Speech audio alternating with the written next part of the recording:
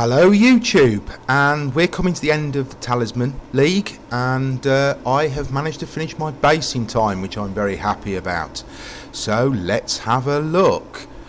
This is the first room, and the first room, the idea, well, in the whole of the base, the idea was it would be inside a sort of a cave, and I wanted to cover everything that was in the original map pretty much, and have a complete remake. I'm very happy with the way this has turned out, and I really have enjoyed running around it. The edges, I've used rocks that you got from Haku, and I've used these short pillars that you got from Visi. And of course you can see I've even put some books by the stash and behind Katrina for when she wants to have a read. Each of the workstations have had their own section, and two of them I've given a more grandiose section. I didn't really want to do that with all the stations in this base. I felt that having this sort of a Greek motif, it looks very Greek to me, and I quite liked it, was enough. I've given each one its own carpet. The Blessing font has had a more grandiose arch around it. I've also used pillars behind it to create a back wall, and that I'm very happy with all that. The headstones has had sort of a few gravestones put around it, just to finish that off, but it's great, and I have really enjoyed using that. The guild stash and the player stash flank Katrina, and I use Katrina as sort of an in-house vendor more than anything else, so she's in a more useful area, more convenient.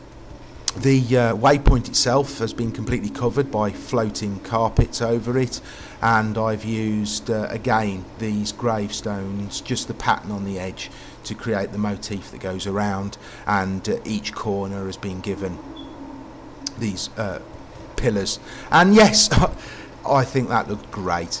I have strategically placed things to cut out things from shot that I didn't really want in there, but it's room number one, very happy with that.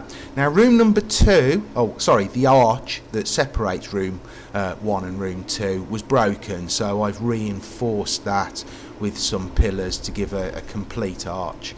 Room number 2 has actually changed slightly. The shorter pillars that were going along, I thought it was too much to have them in both rooms, and because the second room was more of a view and a run through, I went back and I saved a few decoration slots, and I used this fence, which I think actually looks better.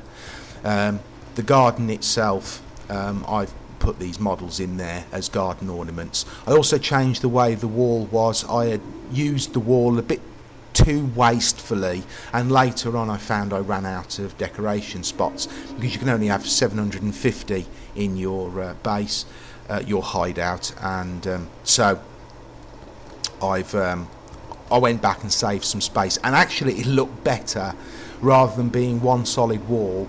It looks better for me to have done it this way. I also did the same thing with the Haku's rocks. I had found that I had placed these a little bit too wastefully, so a bit later when I came to the end of room 3, I went back and reconfigured the position slightly, just so that I had enough slots to finish the project as I wanted. I've cut out all the fell shrines completely, because I didn't want them in the base, and I feel I've done a great job at that. The run through, of course, is flanked by these walls, and that's turned out how I really did want it. The last room, the third room, is the map room, and I've got 3 of my masters here, so that I've got the map and I've got the masters here. So this room is really the one that I'm I come to when I'm playing maps and masters missions, and it's quite fun to run around here. I've created 2 additional little gardens flanking each side. I am a person that likes symmetry, and I always feel that if you can get your symmetry looking right, with some areas that are not symmetrical, they balance each other off, and it gives a very nice effect, and I am very happy with the effect.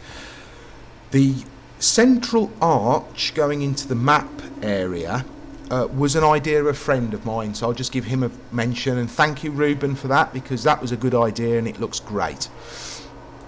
The map area, I have of course you don't want to fall in the abyss, so they've had fences put around it, and as you can see, the motif carries on all the way round.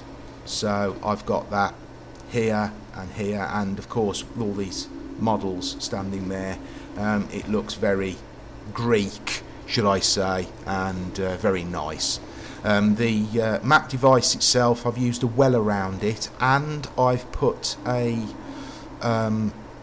fire pit in there so that the map device looks as though it's on fire, and that's a very nice effect, very nice indeed.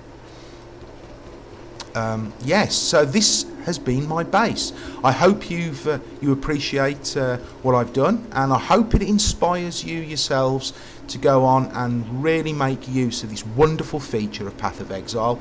It's my favourite part of the game. I really love decorating. So there you go, that's my base. If you wish to know more about how the construction was, I have done some longer films that are on my YouTube video for those that really want to see it in progress. But go out there and come up with some of your own great ideas for bases. This is a wonderful aspect of the game, and it's why I'm playing the game more than anything else. So have fun, and see you guys.